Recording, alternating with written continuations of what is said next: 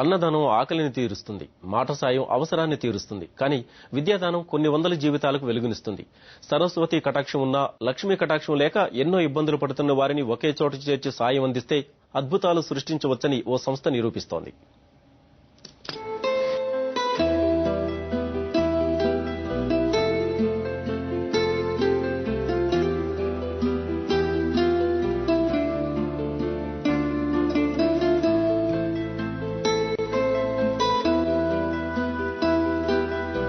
ఈ దృశ్యాల్లో కనిపిస్తున్న వారంతా ఏ కార్పొరేట్ పాఠశాలకు చెందిన విద్యార్థులు కారు, తల్లిదండ్రులు వదిలేసిన అనాథలు.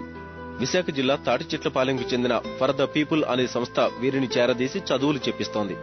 నేను నాది అనుకునే ఈ రోజుల్లో తాము సంపాదించిన దాంట్లోనే 10 మందికి విద్యను అందించాలనే ఆలోచన నుంచి పుట్టిందే ఈ సంస్థ. చదువుకోలేక అవస్థపడుతున్న వారిని విద్యావంతులుగా తీర్చిదిద్దాలనే 2008లో దీన్ని ప్రారంభించారు. ప్రస్తుతం దాదాపు 1000 మంది ఇందులో చదువుకుంటున్నారు.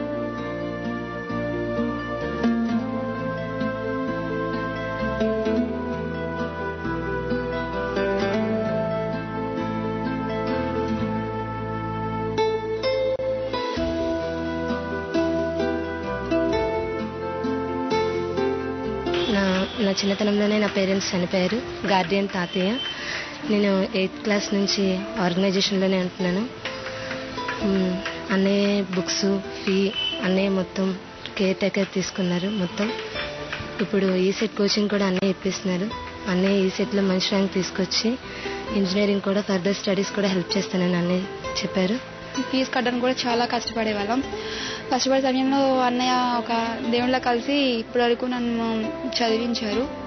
ఫీజు మొత్తం బుక్స్ టోటల్గా ఎరేజర్ దగ్గర నుంచి మొత్తం అన్నీ ప్రొవైడ్ చేశారు అన్నయ్య నాకు. నేనే ఒక డిప్లొమాకి వచ్చి జస్ట్ 1 రూపీ కూడా నా ఓన్గా నేనేం ఖర్చు పెట్టలేదు. ఏమని కూడా అన్నయ్య ఇచ్చింది మొత్తం అంతా. నాకు ఎంత యాక్చువల్గా 10th క్లాస్ తర్వాత ఏ కూలి పనికి వెళ్ళిపోవాల్సినవన్నీ